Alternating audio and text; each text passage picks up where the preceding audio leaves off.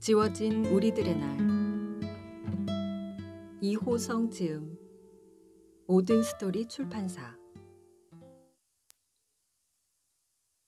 1. 이메일 투서. 직무유기 고발이요? 무슨 직무유기란 말입니까? 업무 태만? 허허, 참. 전화를 받고 있는 국가보훈처 문영표 처장의 목소리엔 짜증이 진하게 묻어 있었다. 지금 그는 한가하게 직무유기 고발 사건에 얽매여 있을 시간이 없었다. 일단 끊어보세요. 알았습니다. 알았다니까요. 신경질적으로 전화를 끄는 문영표 처장은 전화기 버튼을 눌러 비서를 호출하였다. 보상정책과 이 과장 연결해.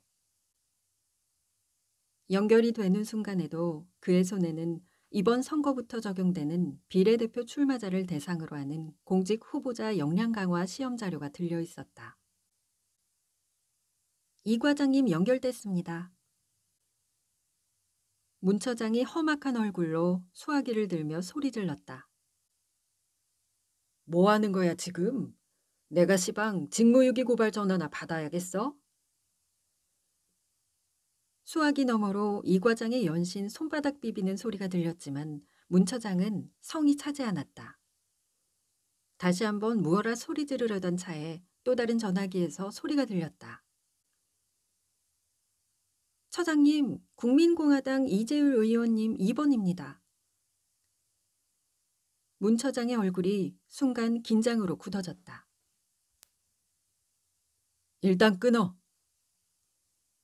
이 과장과의 통화를 일방적으로 끊어버린 후 문 처장은 2번 전화기에 전멸하는 버튼 불빛을 쳐다보며 잠시 숨을 골랐다. 그러고는 마치 상대방이 앞에 있는 듯 활짝 웃으며 수화기를 집어들었다.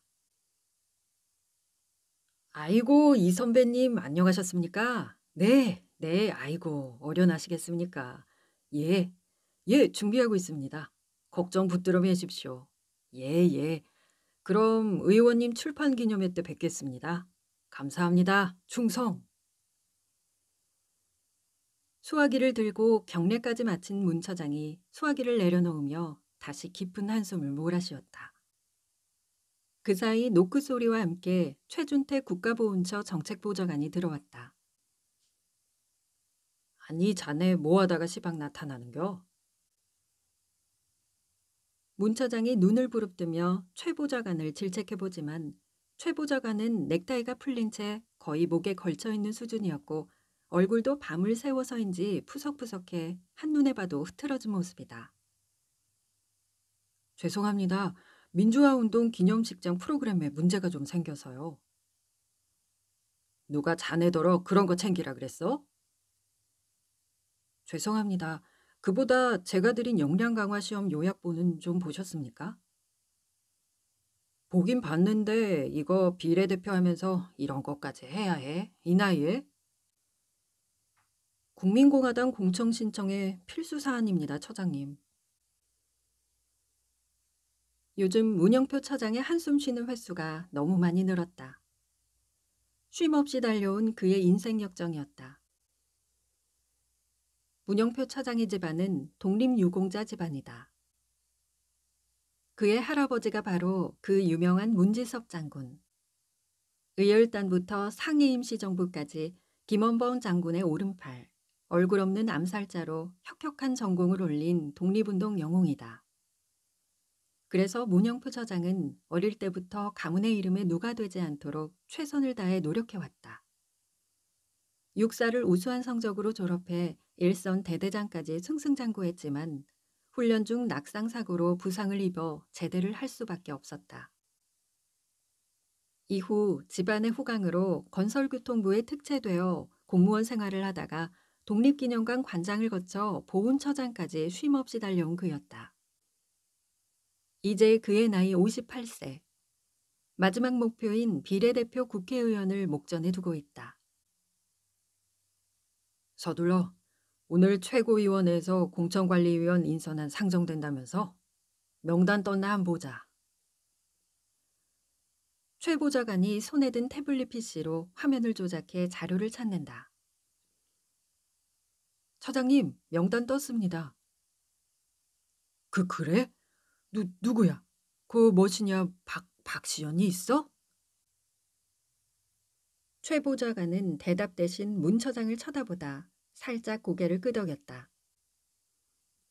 문 처장의 얼굴이 절망의 낯빛으로 변해버렸다. 박시연 의원이 누구인가? 국공당에서 청년과 페미니즘을 대표하는 여성 의원이었다. 다시 말해 그녀가 공천의원이 되었다는 것은 여성과 청년들을 뽑을 가능성이 크다는 이야기고 문 처장에게는 그만큼 기회가 줄어든다는 뜻이었다.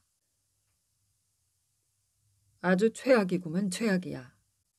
에구, 박시연이 벽창호에 꼬장이 장난 아닌데. 소파에 다시 주저앉은 문 처장이 안주머니 속에서 금색 담배 케이스를 꺼내 열고 담배를 하나 집어들었다. 그러자 황급히 그를 말리는 최 보좌관이다. 처장님, 담배 끊으셨잖아요. 폼만 잡아보는 거야, 이 사람아. 헐리우드 액션. 답답하니까. 문 처장이 불을 붙이지 않은 담배를 입에 물고 담배를 피우는 신용을 했다. 골똘히 생각에 잠겨보지만 문 처장에게는 뚜렷한 해답이 떠오르지 않았다. 어이, 최똑똑이 어떻게 했으면 좋겠어? 최 보좌관도 딱히 대답할 말이 없었다. 이럴 때는 문 처장의 최대 장점인 독립군 집안을 피력하는 것이 가장 좋은 방법인데 마땅히 그걸 알릴 방법이 없었다. 띵동. 헐리우드 액션 담배를 물고 전전긍긍하던 문 처장이 가족들이나 사적인 관계에서 사용하는 이메일의 알림 소리에 고개를 돌렸다. 누구야? 머리 아파 죽겠는디. 그래도 궁금한 것은 못 참는 성격이라 얼른 일어나 노트북 앞으로 가서 메일을 열어보았다. 서정석, 주소 미추홀구 숭이동 67-23. 뜬금없는 이름과 주소, 그리고 서정석이란 사람으로 보이는 사진이 동봉되어 있었다. 이런 우라질. 나랑 지인들만 알고 꽁꽁 숨겨둔 메일 주소인데 여기까지 스팸이 들어오네. 문 처장은 짜증이 치밀어 올랐다. 지금 공천을 받느냐 마느냐 일생일대의 변곡점에 서 있는데 스팸이 끼어들어 그의 귀중한 시간을 써버린 것이다. 박시연 의원이 20대 여성 페미니스트 하나를 키우고 있다던데 이름이 뭐더라? 소민현입니다. 나이 27세. HST 인포 노동조합에서 노동쟁의를 주도한 경력으로 추천되었답니다. 개인적으로 박 의원 보좌관을 알아서 직접 들은 겁니다. 문 처장은 계산이 더 복잡해졌다. 소민현이라면 문 처장도 기사를 통해 익히 접했던 이름이었다. 젊은 친구가 회사 내의 부조리를 내부 고발하고 노동쟁의를 주도해서 신문방송으로 꽤 알려진 무시 못할 상대였다. 띵동. 문 처장의 메일 알림 소리가 또 울렸다. 문 처장은 짜증 때문에 물고 있던 헐리우드 담배를 탁자 위에 집어던져버리고 집무 책상 의자로 가서 앉았다. 이런 우라질, 이거 확 부셔버려? 말은 그렇게 해도 언감생심, 비싼 노트북을 부수기는커녕 안경까지 꺼냈으며 메일을 열고 내용에 집중하였다. 박시연이 준비하는 카드는 소민현이 아니라 추소현 26세임. 다른 한 사람은 구자열 29세. 놀란 문 처장이 최 보좌관에게 소리 질렀다. 준태야, 이게 뭐니? 얼른 다가와 두 개의 메일을 하나하나 확인한 최 보좌관이 심각한 얼굴로 문 처장을 쳐다보았다. 처장님, 단순한 스팸 메일은 아닌 것 같습니다. 문 처장은 당황해서 말을 더듬었다. 저 박시연 의원 보좌관 안다고 했지? 전화 좀 넣어봐. 띵동. 최 보좌관이 전화를 거는 사이 또다시 메일의 알림 소리가 들렸다. 문 처장이 눈을 동그랗게 치켜뜨고 메일을 열어 뚫어지게 쳐다보았다. 지금은 전공법이 최고임. 문영표 처장의 독립군 집안 내력을 최대한 언론에 알려야 함. KBS 박도영 기자를 만나보기 바람. 전화 010... 문 처장이 입까지 벌리고 전화 통화를 하고 있는 최 보좌관을 쳐다보는데 최 보좌관도 놀란 것은 마찬가지였다. 처장님, 박시연 의원이 준비하고 있는 인원이 바뀌었답니다. 추소연과 구자열이 맞답니다. 이거 뭐냐, 준태야? 누가 보낸 거냐? 문 처장도 최 보좌관도 벌어진 입을 다물지 못하고 서로의 얼굴만 쳐다보고 있었다. 메일을 보낸 사람은 누구인가? 왜 문 처장을 도우려 하는 걸까? 그리고 서정석이란 사람은 누굴까? 메일을 보낸 사람이 누구인지는 몰라도 이 사람이 문 차장이 독립군 집안이란 것도 알고 문 처장이 지금 당장 필요한 것이 무엇인지도 아는, 다시 말해 문 처장을 너무도 잘 아는 사람임은 틀림없었다. 오늘 화제의 인물은 바로 대한민국 국가보훈처 문영표 처장입니다. 알려진 바와 같이 문영표 보훈처장의 조부는 광복군 은산 김원범의 휘하 문진섭 장군이십니다. 독립군 집안 출신의 보훈처장이신데요. 그래서 그런지 독립유공자 선별에도 남다른 관심과 노력을 기울이시고 계십니다.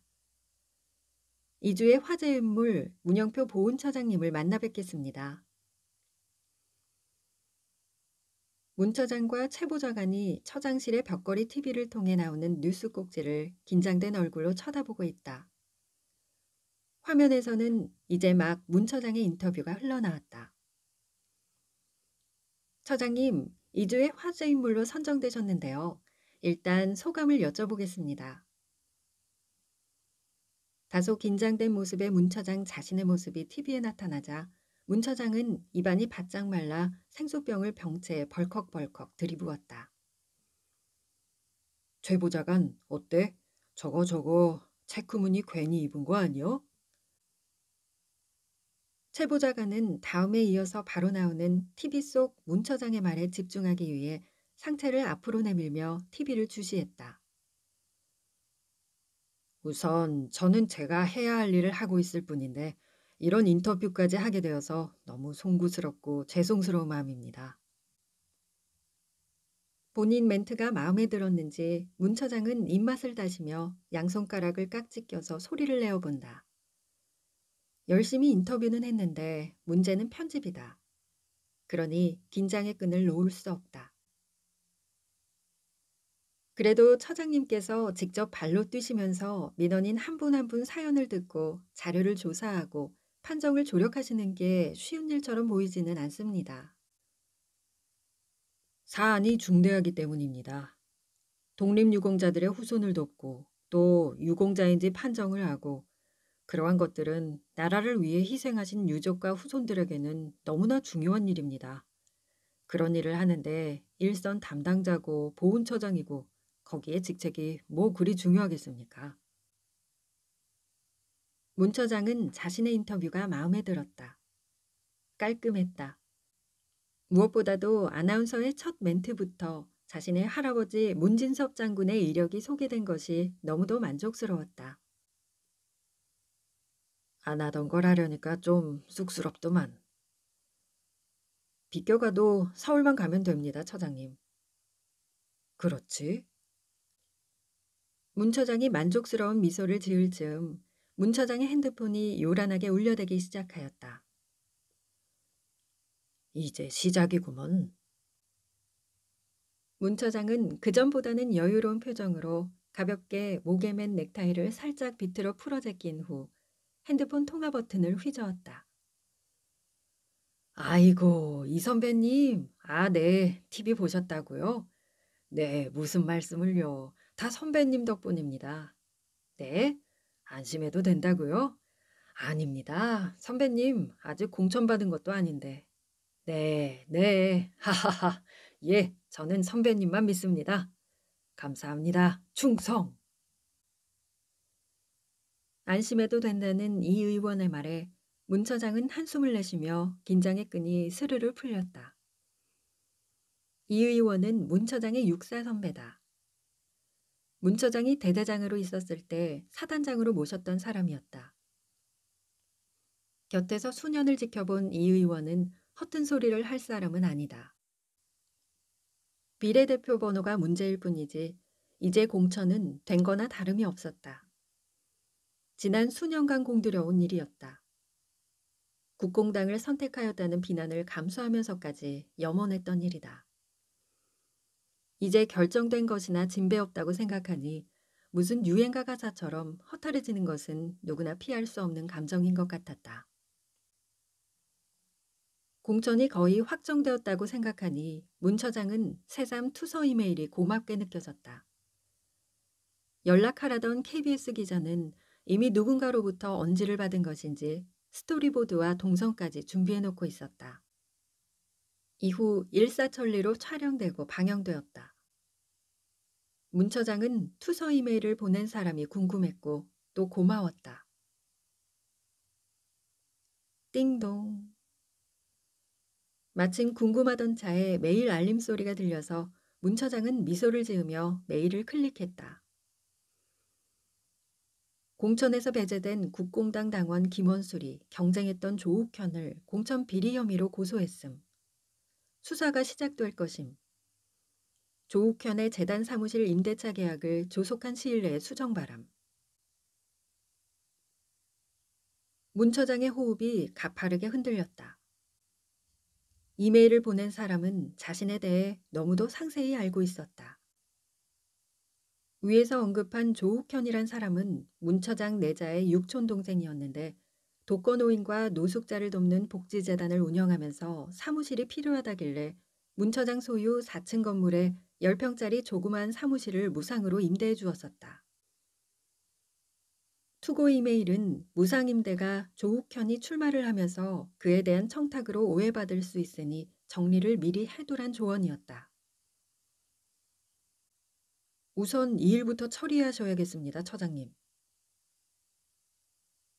문 처장이 서둘러 핸드폰을 꺼내 전화번호를 검색했다. 그려, 가만히 있어보자. 여기 있네. 아, 여보세요? 그려, 문 처장이야. 못된 일 당했다면서?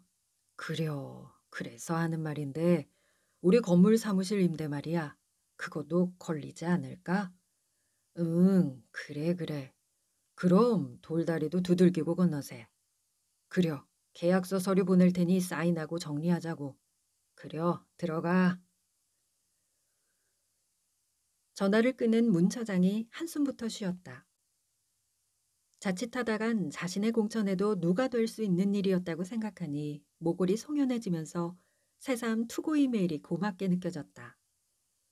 하지만 자신에 대해 이르도 소상히 알고 있는 상대에 대한 궁금증은 더욱더 커져만 갔다. 그런데 말이야, 누굴까? 누구 집히는 사람 없어?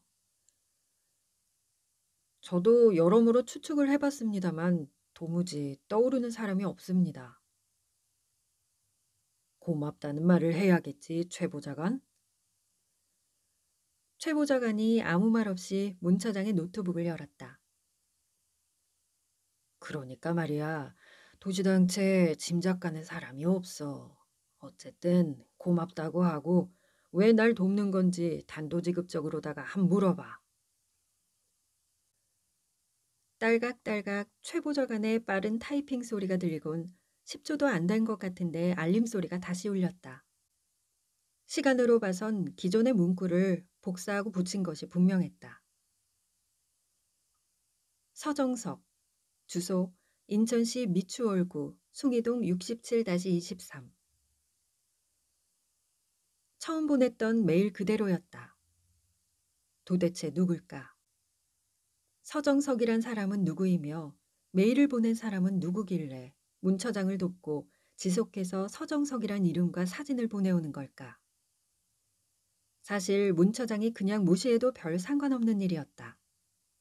이미 방송은 나갔고 아무리 이 선배라고 하지만 공천이 공식적으로 확정된 것도 아니었다. 하지만 문 처장은 자신이 이 서정석이란 사람을 결국에는 찾아갈 것이란 것을 잘 알고 있었다. 본인 성격상 이런 궁금함을 참아낼 수 없다는 걸 본인 스스로 너무나도 잘 알고 있었다. 2. 초여름의 햇살은 유난히도 따가웠다. 주위를 살펴보느라 조금 내린 문 처장의 의전 차량 창문 사이로도 그 따가운 햇살이 비집고 들어와 문 처장의 눈가를 찡그리게 만들었다. 뭐야, 선크림 좀 있냐? 늙어서 그런지 살짝 햇빛만 닿아도 검버섯이 생긴다고. 나 원참. 앞자리 조수석에 타고 있던 최 보좌관이 자신의 안주머니와 대시보드를 뒤져봤지만 선크림 같은 게 있을 리 없다. 조금만 기다리십시오. 바로 사오겠습니다. 아냐, 그럴 거 없어. 좀 내리자. 아이고, 뭐 이렇게 덥냐. 하드나 하나 빨아먹을까? 시골 구멍가게 평상에 앉아 혓바닥이 빨갛게 물들도록 문 처장과 최 보좌관이 하드를 하나씩 빨고 있다. 준태야, 괜히 왔니 나?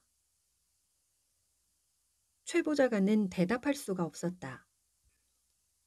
최 보좌관이 대답할 수 있는 일이 아니었기 때문이다.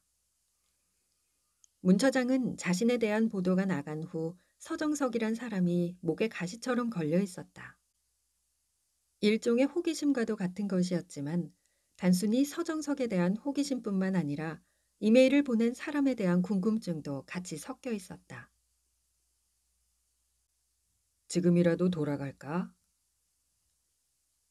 그렇게 서정석이란 사람이 사는 곳을 찾아왔지만 문 처장은 어쩐지 어색하고 부담스러웠다. 호기심도 엄청났지만 그만큼 낯가림도 그보다 더하면 더했지 싶기 때문이었다. 차 대기시킬까요? 잠시 말없이 생각이 잠긴 문 처장이 결심한 듯 자리를 박차고 일어섰다. 기왕지사 여기까지 왔잖아. 앞장서봐. 차가 들어갈 수 없는 곳입니다. 괜찮으시겠습니까? 이 사람아, 이래 보여도 내가 야전지휘관 출신이야. 어여 천병이나 서봐. 큰 소리는 쳤지만 좁고 가파른 계단과 언덕을 오르는 문 처장의 등줄기는 땀으로 흠뻑 젖어 있었다. 서정석이란 사람이 살고 있는 인천의 외곽 지역은 마치 70년대 산동네를 배경으로 한 영화를 찍기 위해 그대로 재현해 놓은 게 아닌가 싶을 정도로 열악한 환경의 작은 마을이었다. 문은 닫혀 있지만 드라마에서나 볼 만한 이발소도 있고 세탁소의 구멍가게까지 모두 간판은 그대로 달려 있었다. 아마도 마을 전체가 개발 때문에 철거되고 있는 것 같았는데 이런 곳에 사람이 아직도 살 수 있나 싶을 정도로 을씨년스러운 분위기였다. 문 처장과 최 보좌관이 10여 분 넘게 걸어 올라왔지만 아직도 올라야 할 길이 남아 있었다. 아직 멀었냐? 저 위 빨간색 녹슨 대문집입니다. 오른쪽 전봇대 옆에. 겨우 최 보좌관이 말한 전봇대 앞에 도착한 문 처장이 전봇대를 잡고 숨을 몰아쉰다. 이젠 정말 예전 같지 않은가 보다라는 생각에 눈살을 찌푸리며 서정석이 산다는 녹슨 대문집을 살펴보는데 전봇대 쪽이 지대가 높아 서정석의 집안이 훤히 들여다보였다. 반대로 놓인 기역자 모양의 슬레이트 지붕집이었는데 그냥 덩그러니 집만 놓여있는 형국이었다. 방안을 열면 툇마루를 거쳐 바로 앞마당으로 발을 내디딜 수 있는 아주 간단한 구조. 대문 옆에 붙어있는 재래식 화장실, 그리고 마당 한가운데에 있는 수도가까지 아직도 이런 집이 서울 근교에 있을까 싶을 정도의 낡은 집이었다. 너무 열악한 환경에 눈살을 찌푸리던 중 방문이 열리며 사내 하나가 나와 툇마루에 앉아 신발을 신었다. 문 처장은 얼른 전봇대 뒤로 몸을 숨긴 후 얼굴만 살짝 내밀어 사내를 주시하였다. 안주머니에서 사진을 꺼내 확인해 보니 서정석이란 사람이 맞았다. 서정석이란 사람은 다 해진 줄 3개 달린 남색 추리닝 바지에 몇 년을 입었을지 모를 88 올림픽 호돌이가 그려진 흰색 반팔 티셔츠를 입고 있었다. 그는 수도가로 나와 널려있던 박스들을 모아 하나로 묶은 뒤에 그것을 툇마루 앞 축대에 쌓아 올렸다. 그러고는 다시 방에 들어가 모아두었던 신문지 2뭉치를 힘겹게 꺼내 들고 나와 수도가에 내동댕이 쳤다. 문 처장은 순간 서정석의 얼굴을 볼 수 있었다. 삶에 찌들어 검게 시들어버린 그의 얼굴. 먼지 모를 분노로 굳어버린 석고상 같은 얼굴을 말이다. 서정석이라 추정되는 사람은 시종일관 말을 하지 않았다. 이때 정면에 광으로 보이는 문이 열리며 반대머리의 중년 사내가 책 2묶음을 밖으로 던져내며 소리 질렀다. 물 묻으면 무게 바로 안 달아주니까 조심하시오. 사씨, 어여 냉큼 서둘러. 신문지 따로 박스 따로. 아이고, 고물상문 다 닫겄네. 문 처장은 아마도 이들이 빈집들에 남아있는 폐지와 박스들을 모아 고물상에 내다 파는 일을 하고 있는 것이리라 짐작했다. 서정석은 역시 아무 대답도 하지 않고 대문 옆 재래식 변소 문 앞에 기대어 놓아있던 지게를 들고 와 신문지와 박스 등 폐지를 실었다. 최 보좌관이 뭐라 말하려 하자 문 처장이 검지를 들어 자신의 입술에 대며 조용히 하란 신호를 보냈다. 그러고는 새삼스럽게 다시 한번 서정석의 집을 여기저기 살펴보며 한숨을 쉬어본다. 그만 내려가지. 네? 그만 내려가자고. 서정석 선생님은 쉿! 들리겠어 이 사람아. 구불구불 가파른 골목길을 내려오면서도 문 처장은 마음이 좋지 않았다. 서정석이란 사람이 누구인지는 모르겠지만 지금 이 상태에서 그를 만나는 것은 실례인 것 같았다. 거기다 솔직히 말해 이런 사람과 엮여봐야 좋을 것 없다는 생각도 들었다. 늙으면 가파른 곳을 내려오는 것이 더 힘든 법이다. 올라갈 때보다 시간적으로는 빠르게 내려왔지만 허벅지가 욱신거리고 무릎이 아리면서 자신들이 늙은이 몸뚱이에 달려있다는 것에 대한 불만을 옹골차게 내뱉었다. 문 처장은 겨우 의전 차량 뒷문을 열고 안으로 쓰러지듯 몸을 구겨 넣었다. 오지 말았어야 하였다. 괜한 후회가 밀려왔다. 복잡해지는 것은 딱 질색이다. 눈을 질끈 감고 앞만 보고 갈 때는 가야 하는 거다. 저 사람 뭐야? 피곤함을 느껴 잠시 눈을 붙이려는데 운전기사의 날카로운 외침에 문 처장은 눈을 뜰 수밖에 없었다. 그런데 문 처장의 눈에 들어온 광경은 누군가 문 처장의 의전 차량을 막고 있는 모습이다. 안주머니에 집어넣은 지 얼마 안 된 돋보기를 다시 꺼내 쓰고는 자세히 쳐다보니 의전 차량을 막고 서 있던 사람은 다름 아닌 서정석이었다. 그의 어깨에는 폐지와 신문 뭉치가 가득 쌓인 지게가 짊어져 있었다. 를 지고 지팡이까지 짚고선 그의 모습은 상모를 돌리는 호돌이 그림의 티를 입은 모양새가 언뜻 우스꽝스러울 수 있었지만 마치 전쟁터에 앞장선 장군처럼 늠름해 보였다. 비켜요, 비켜, 비키라고요. 운전기사가 창문을 내리고 소리를 질렀지만 서정석은 꿈쩍도 하지 않았다. 문 처장이 운전기사의 오른쪽 어깨를 살짝 건드리며 괜찮다는 표시를 했다. 괜찮네. 아는 사람이야. 잠깐 서 있게. 운전기사를 안심시킨 문 처장이 문을 열고 차 밖으로 나왔다. 햇살은 왜 또 그렇게 눈이 부신지. 문 처장이 차량 뒷문으로 내리자 서정석이 지게를 쓰러뜨리듯 던져놓고 저벅저벅 문 처장에게 다가왔다. 오셨습니까? 서정석이란 사람은 마치 오랫동안 서로 알고 지냈던 사람처럼 문 처장에게 인사를 했다. 당황한 문 처장이 더듬거리며 인사를 했다. 안녕하십니까? 저는 국가보훈처 문영표 처장님이시죠? 놀란 표정의 문 처장이 안경을 벗어 땀을 닦으며 말했다. 저를 아십니까? 서정석이 의미심장한 미소로 대답했다. 알지요? 아니요, 모릅니다. 아마 누군가 제 이름과 주소를 적겠지요? 문 처장은 당황스러웠다. 지금 나누는 대화는 보통의 처음 만나는 사람들의 대화가 결코 아니었다. 네, 저는 왜 제가 선생님을 만나야 하는지 이유를 알고 싶어서 찾아뵈었습니다. 갑자기 서정석이 문 처장을 노려보았다. 저는 지금 제가 문 처장님을 알아야 할지 아님 몰라야 할지 그 결정을 아직 내리지 못했습니다. 정말 알아들을 수 없는 해괴한 소리였다. 그렇다고 돌아가는 사정을 친절하게 설명해 줄 상대가 아니라는 것쯤은 그간의 경험으로 충분히 알 수 있었다. 문 처장은 더 이상 이 이상한 노인과 대화를 하고 싶지 않았다. 혹시 제게 이메일을 보낸 사람을 아십니까? 서정석은 지그시 입술을 깨물어가며 문 처장을 노려보았다. 몰래 오셔서 이렇게 더럽고 비루하게 살아가는 꼴을 보고 불쌍하게 보이셨겠지요?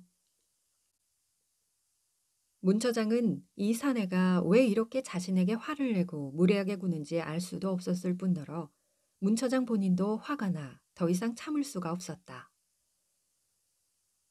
저는 단지 이메일을 보낸 사람에게 도움을 받아서 그것 때문에 선생님을 만나 뵈러 온 겁니다. 혹시 보낸 사람과 이유를 알 수 있을지 해서요. 무슨 일인지 서정석이란 사람의 눈가에 갑자기 눈물이 고였다. 난 당신을 모릅니다. 아니, 몰라야 했습니다. 앞으로도 저는 몰라야 합니다. 그래야 합니다.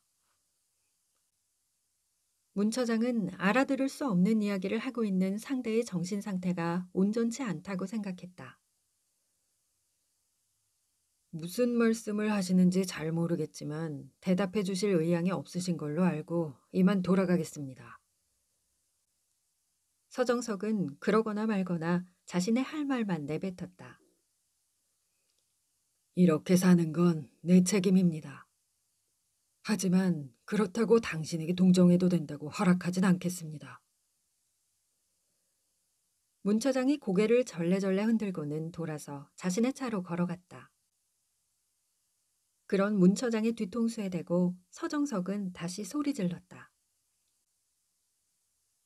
잘 사셔야 할 겁니다. 남보다 2배, 3배 더 잘 사셔야 할 겁니다. 문 처장에게 서정석의 고함 소리가 메아리처럼 울려 들렸다. 띵동. 서정석이란 사람을 만나고 온 지 3일이 지났을 때였다. 한동안 울리지 않았던 이 메일 알림 소리에 문 처장은 깜짝 놀라 고개를 집무 책상 쪽으로 돌렸다. 사실 문 처장은 이메일을 보낸 사람이 누구인지 이제 정말 상관없었다. 일정 부분 도움은 받았고 이젠 귀찮은 알림 소리가 울리지 않길 바랐다. 하지만 그의 바람과는 달리 근 일주일 만에 다시 그 알림 소리가 들렸다. 안경을 꺼내 쓰고 근심스러운 눈빛으로 이메일을 열어 내용물을 살펴봤다. 이건 어느새 문 처장 옆에 와서 지켜보고 있던 최 보좌관이 확인하듯 중얼거렸다. 파일인데요? 무슨 파일인데? 무슨 사람 파일 같은데, 여기 있네요. 서정석? 서정석이란 소리를 듣자 문 처장은 우선 인상부터 찌푸려졌다. 또 서정석이야? 만나고 왔잖아. 더 이상 뭐 어쩌라는 거야? 그 사이 받은 파일을 프린트해 조목조목 살펴보던 최 보좌관이 서류에서 눈을 떼지 못한 채 내용을 하나하나 읽었다. 서정석 씨 개인 프로파일하고 서삼석? 여기 서정석 씨 조부라고 쓰여 있는데요. 문 처장은 여전히 눈살을 찌푸린 채 만사가 귀찮다는 듯 소파로 다가와 털썩 주저앉았다. 됐고, 공천이야 이 의원이 밀어준다 치고 역량 강화 시험은 잘 봐야 할 것 아니여. 시간 없어 죽겠는데 왜 자꾸 귀찮게 하는겨? 문 처장은 응접실 탁자 위에 어지럽게 펼쳐져 있던 국공당 역량 강화 시험 자료를 다시 집어들고 돋보기 안경도 코에 걸었다. 안 보이는 글자를 눈가에 생주름까지 잡아가며 노려보고 침을 발라 책장을 넘기고 있을 즈음 노크 소리가 들리더니 누군가 문을 열고 들어왔다. 실례합니다. 응접실에 들어선 사내는 다름 아닌 서정석이었다. 밤새 개량 한복을 입은 도인 같아 보이는 초췌한 중년 사내의 모습. 나이는 문 처장과 같은 연배로 보이지만 덥수룩한 흰 수염과 검게 그을린 얼굴 때문에 고생한 티가 역력해 보이는 사내. 게다가 어딘가 좀 아파 보였다. 서정석의 모습을 본 문 처장의 미간이 잠시 일그러졌다. 아니, 짜증이 났다. 왜 자신의 소중한 시간을 이런 사람에게 나누어 주어야 하나 하는 건방진 자괴감 같은 것이었다. 서정석 씨가 여기는 어쩐 일로? 우선 좀 앉으시지요. 조금 무안해진 문 처장과 최 보좌관이 같이 자리하고 맞은편 자리에 서정석이란 사내가 앉았다. 분위기가 어색했다. 문 처장은 이 자리가 마땅치 않았다. 한마디로 불편했다. 굳이 이런 자리를 불편을 참아가며 지속해야 할 이유가 있는가? 차라도 한잔 하시. 필요 없습니다. 이런 것이었다. 서정석의 이런 태도와 말투가 문 처장으로 하여금 순식간에 성공한 자로서의 울타리를 치고 그 밖의 더러움을 방어하게 하는 건방진 생각을 만드는 단초가 되었다. 덤으로 문 처장의 최소한의 배려심도 날아가 버렸다. 문 처장이 기가 막혀서 최 보좌관의 얼굴을 쳐다보는데 서정석의 날카로운 목소리가 울려 퍼졌다. 국민공화당의 비례국회의원이 되시겠다고요? 문 처장이 깜짝 놀란 얼굴로 다시 서정석이란 사람을 쳐다보았다. 뭐 이렇게 무례한 사람이 다 있지 하는 생각에 잠시 얼굴이 붉어졌지만 평정심을 찾으려 애쓰는 모습이다. 아, 그게 뭐 생각 중이긴 합니다만 지금 이 자리에서 나눠야 할 대화는 아닌 것 같습니다만. 문 처장이 말을 하면서 연신 최 보좌관에게 눈짓을 했다. 대충 이야기해서 빨리 보내란 이야기다. 저 서 선생님 어떤 용무로 오신 건지. 최 보좌관이 껴들어 이야기할 때에도 서정석이란 사람은 계속 문 처장을 노려보고 있었다. 문 처장은 시선을 어디에 두어야 할지 모를 정도가 되었다. 문 처장을 쳐다보던 서정석이 무겁게 입을 다시 열었다. 다시 묻습니다. 국공당의 비례국회의원이 되시겠습니까? 사내의 말에 문 처장은 짜증이 극도로 차올랐다. 대한민국 보훈처를 대표하는 자신이 일개 민원인을 만나주고 있는 것이다. 그것도 우라질 그 이메일 때문에 그나마 이런 무례한 헛소리라도 들어주고 있는 것이지. 그런 거 아니면 언감생심 무릎을 맞대고 대화를 섞을 상대가 아닌데. 상대가 정신나가 헛소리를 짓거리고 있었다. 무슨 말씀이신지 잘 모르겠습니다만 제가 좀 바빠서요. 그럼 상담은 1층 민원실 담당자로 연결시켜 드리겠습니다. 아이고, 이거 차라도 대접해 드려야 하는데 제가 좀 바빠서요. 대충 마무리하라고 최 보좌관에게 눈짓을 하고 일어서려는데 서정석의 싸늘한 한마디가 문 처장의 발길을 다시 가로막았다. 제 조부가 독립운동을 하셨습니다. 보훈 심사를 해주시겠습니까? 이거였나 싶었다. 아니 혹시 서정석이란 이 사람 혼자 이메일도 보내고 그 대가로 보훈 청탁을 하는 게 아닌가 싶기도 했다. 하지만 행색을 보아하니 국회의원 근처도 못 가봤을 사람인데 이메일에서 보낸 고급 정보는 꿈에도 못 꿀 것이란 생각에 그건 아니란 판단이 들었다. 아, 보훈 판정이요? 예, 그건 1층 민원실에서 요건에 맞는 등록 신청서 접수하시고 이후에 보훈심사위원회 심의 의결 결과를 받아보시면 됩니다. 서정석은 전혀 부탁 또는 청탁하러 온 사람 같지 않은 태도였다. 그게 더 문 처장을 짜증나게 만들었다. 제 보훈 판정은 꼭 처장님이 해주셔야 합니다. 문 처장은 진심으로 이 사람과의 대화에서 벗어나고 싶었다. 애초에 그냥 인사만 하고 담당자로 연결해주면 되는 그런 사안이었다. 어차피 조사나 판정은 실무진이 하는 거니까 시작부터 담당 실무진하고 하시는 게 나을 것 같아요. 안 그런가, 최 보좌관?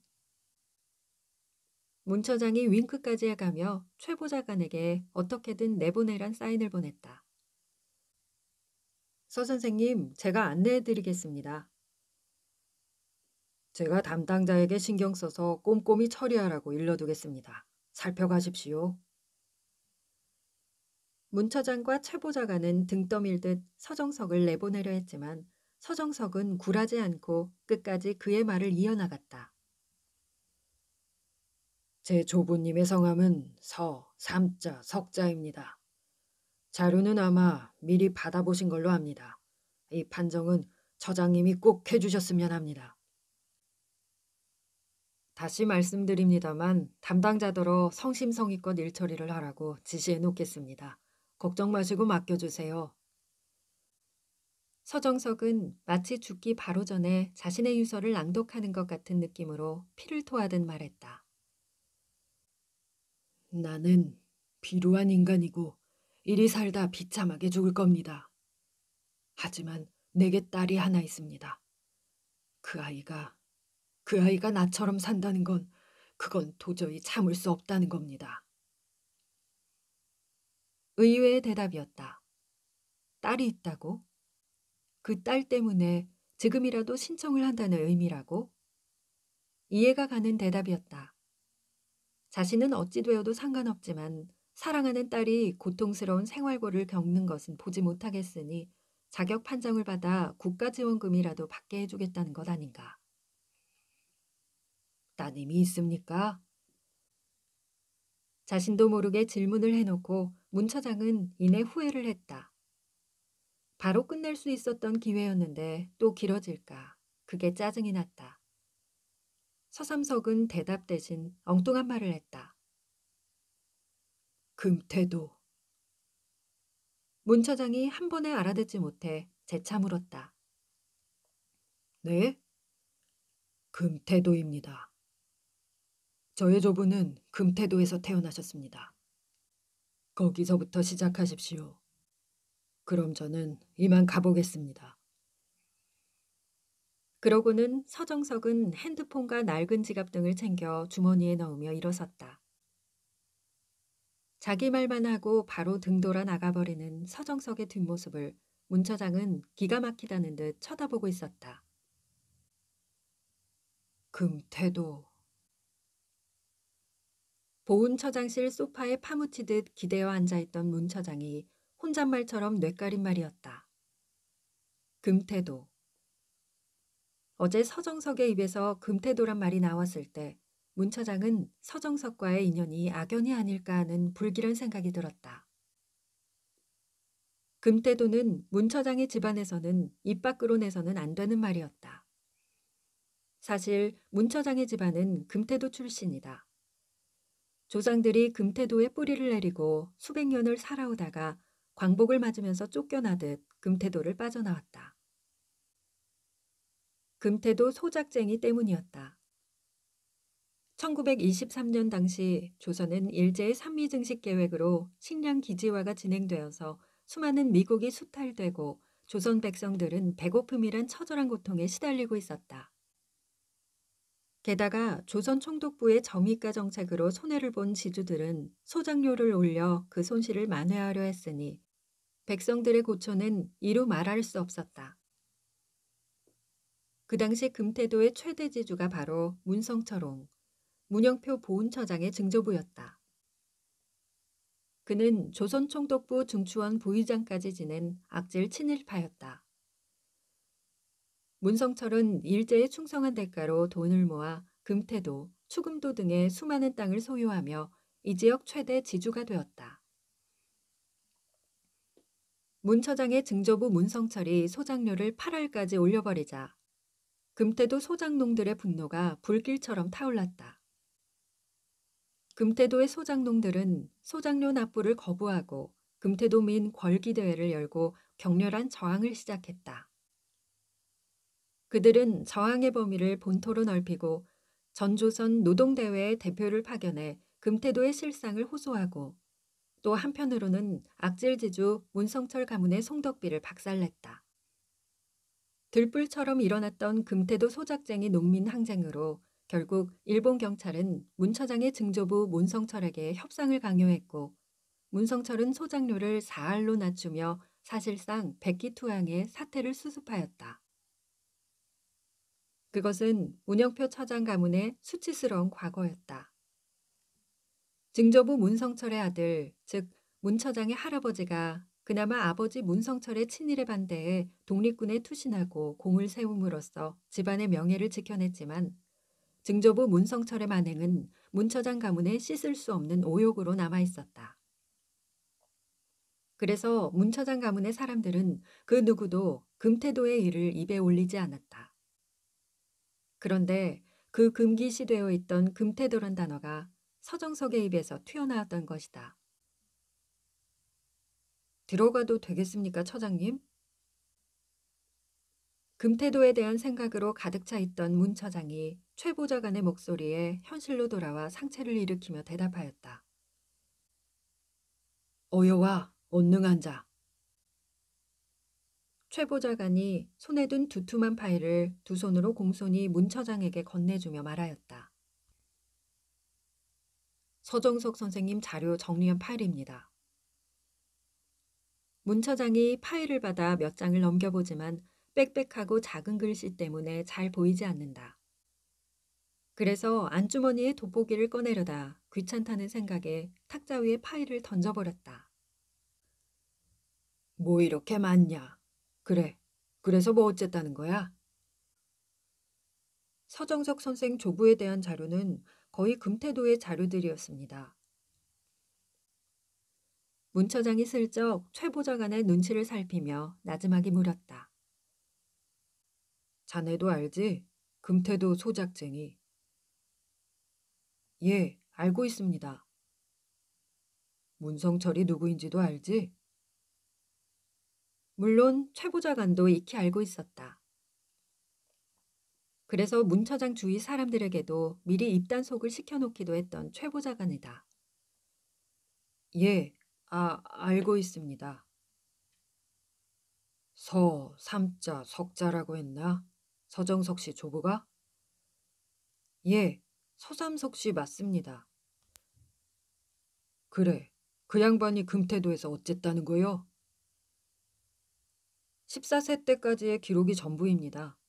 14세 이후에 광주로 전학 간 것으로 기록되어 있습니다.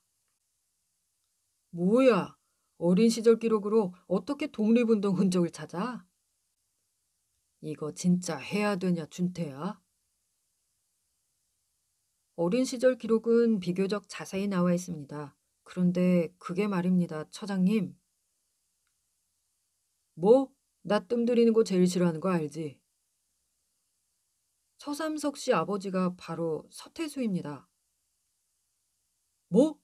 그 금태도 소작쟁이 농민 대표 서태수? 예, 그 사람입니다. 소장료 깎아달라고 쟁의를 일으킨 우두머리 아들이라고? 이거 어떻게 돌아가는 거요? 1924년에 금태도에서 서삼석이란 사람이 뭘 어쨌다는 거요?